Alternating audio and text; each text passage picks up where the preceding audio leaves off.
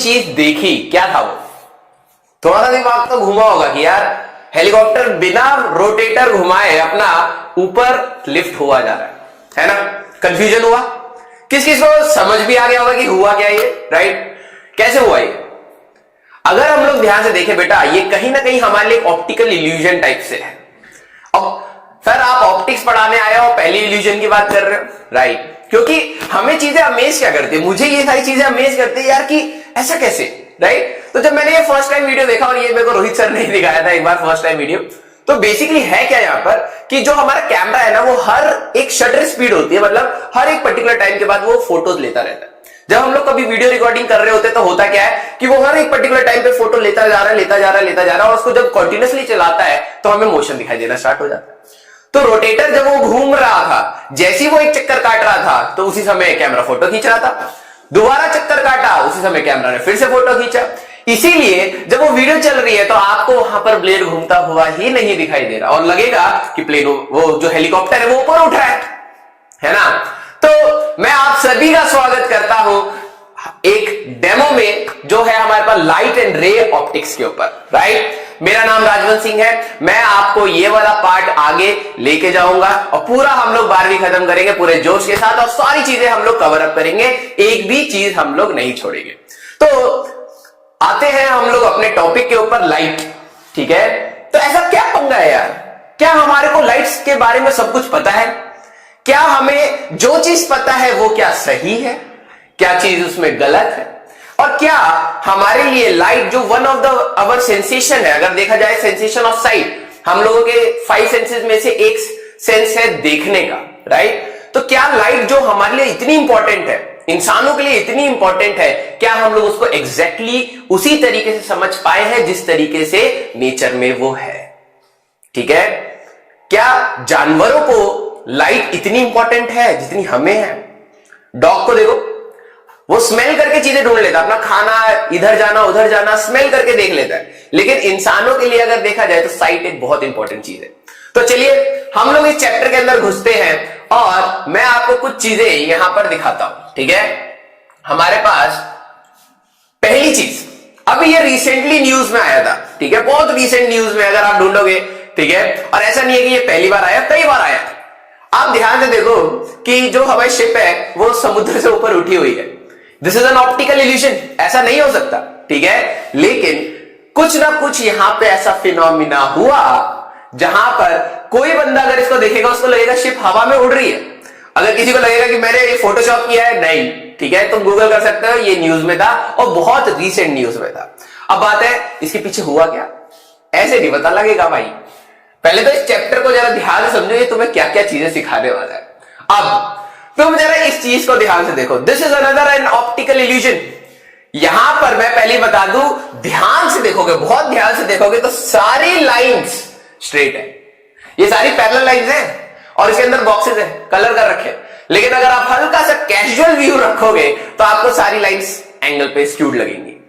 देखो एक और चीज देखो कि यहां पर जितने भी डॉट्स है, जैसे ही आप डॉट्स पे फोकस करोगे वो डॉट्स ब्राइटन हो जाएंगे, लाइटन हो जाएंगे और दूसरे डॉट्स काले हो जाएंगे, ठीक है?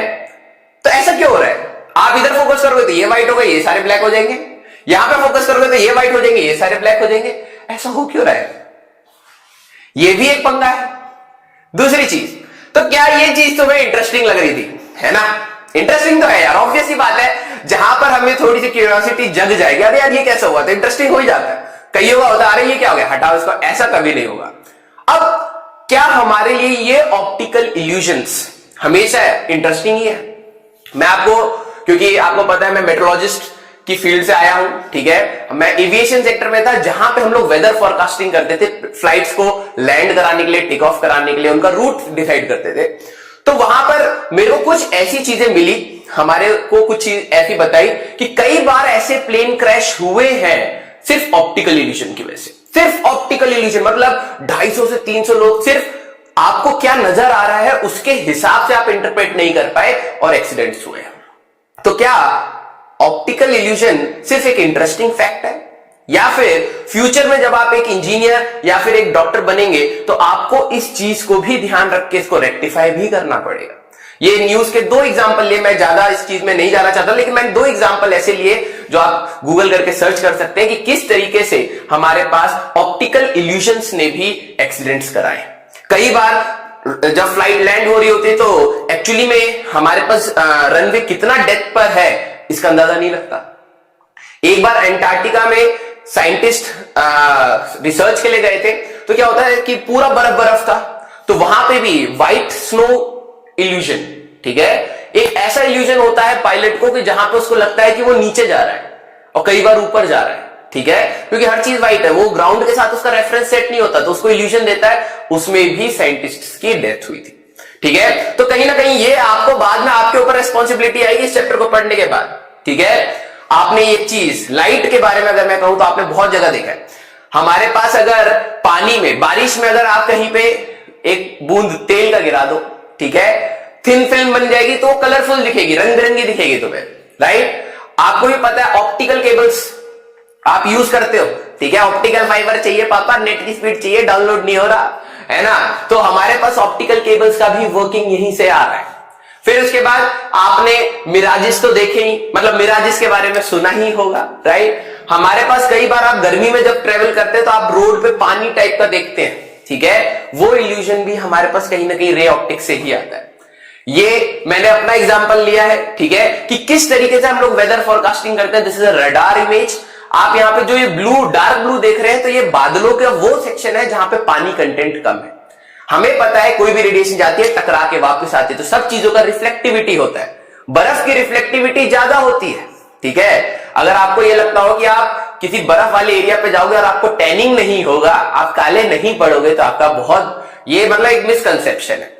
आप बर्फ वाले एरिया में ज्यादा काले हो जाते हो क्योंकि वो रिफ्लेक्ट करता है और आपकी स्किन पे ज्यादा पड़ता है। तो हम लोग उसी कंसेप्ट को यूज करके ये डिसाइड कर लेते हैं कौन से बादल में कितना पानी है और ये कहां जाके बरसेगा, ठीक है। और आपने ये सुंदर सी फोटो तो जरूर देखी होगी, ठीक है। ये क्या है हमारे पास कि इस टाइप से रिफ्रैक्शन होता है हमारे पास एटमॉस्फेयर में, ठीक है, कलर्स डिस्पर्स कर जाते हैं कि हमें कलरफुल स्काई दिखता है रातों को, और ये कई अर्थ के कई प्लेसेस पे दिखता है, ठीक है। तो दिस ब्रिंग्स मी, तो ये तो मैंने आपको एक हल्का सा एग्जांपल दिया कि हमारे पास ये कितनी सुंदर सी टॉपिक के बारे में हम लोग बात करने वाले हैं, राइट। तो this brings me to the basic questions of the students. क्या है सर, लाइट है क्या, बेसिकली लाइट क्या है, ठीक है। अब देखते हैं तुम्हारे, मैं जैसे ऐसे क्वेश्चन बोल रहा हूं, क्या तुम्हारे दिमाग में इनके जवाब है या तुम भी इसी कैटेगरी में लाए करते हो।